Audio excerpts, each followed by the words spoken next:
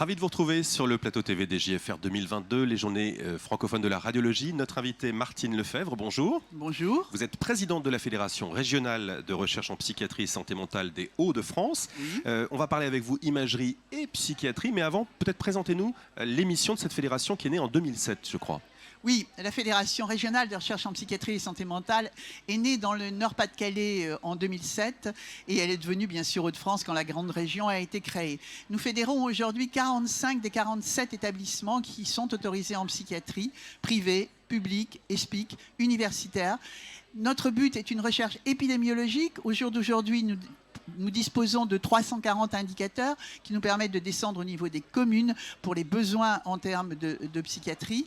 Nous améliorons aussi, nous recherchons à améliorer les pratiques, mais à partir des expériences de terrain, par des audits interhospitaliers. Et bien sûr, nous avons aussi une aide méthodologique puisque nous sommes promoteurs niveau 1, niveau 2 et nous avons les accords de la CNIL et du CPP. Nous sommes aussi centre de preuve pour la Haute Autorité en Santé et j'ai l'honneur de siéger au niveau de la Commission nationale pilotée par le professeur Lejoyeux. Rentrons dans le vif du sujet à présent. Madame Lefebvre, les pathologies psychiatriques, ça représente quoi aujourd'hui ? Alors, il faut savoir que les pathologies psychiatriques, il y en a deux types. Les psychoses, schizophrénie, bipolarité, qui est quand même une psychose maniaco-dépressive, et aussi la paranoïa. La prédisposition génétique, c'est de 1% en population générale. Vous avez un amphi de 400, vous avez 4 personnes qui ont cette prédisposition génétique. Mais vous pouvez tout à fait terminer votre vie sans rentrer véritablement dans la pathologie.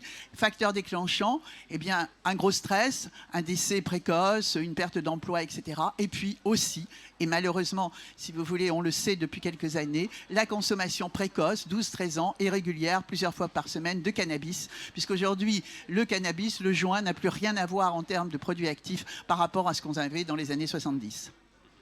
Quel est le plus justement de la radiologie pour la psychiatrie ? Eh bien, il ne faut pas oublier une chose. Quand un patient se présente au niveau des urgences parce qu'il a une bouffée délirante, la première chose à faire, c'est effectivement de faire une IRM pour éliminer une tumeur cérébrale, puisque c'est le premier diagnostic différentiel. Ensuite, grâce maintenant à la neuroradiologie fonctionnelle, on peut voir les zones du cerveau qui dysfonctionnent et qui vont permettre d'avoir un diagnostic beaucoup plus précoce. Il faut être lucide. Aujourd'hui, les premiers signes des psychoses, schizophrénie, paranoïa essentiellement, apparaissent tous entre 15 et 25 ans. Mais dans notre société française, il faut 7 ans pour arriver au diagnostic. Alors, pourquoi 7 ans ? Bien sûr, parce qu'il y a une stigmatisation. Personne ne veut entendre parler de pathologie psychiatrique. Même si, et on en parlera dans 5 minutes, c'est la première cause quand même de dépenses au niveau de l'assurance maladie. Mais la radiologie permet également d'avoir un diagnostic beaucoup plus précoce.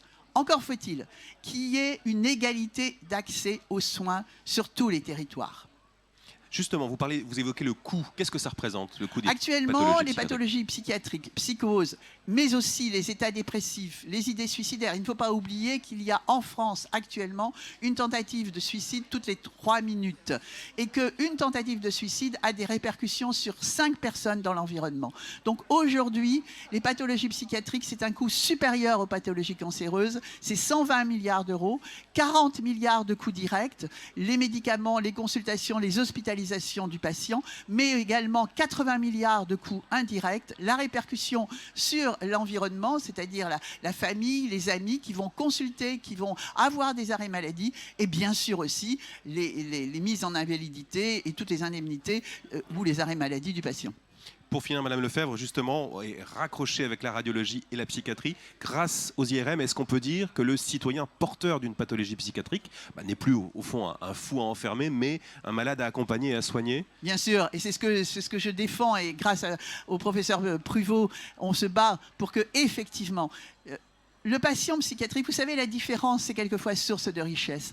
Et quand vous faites abstraction, effectivement, il ne faut pas être naïf, il y a des périodes où ils sont, effectivement, il faut faire attention. Mais quand vous discutez avec eux, ils ont une richesse extraordinaire. Voilà.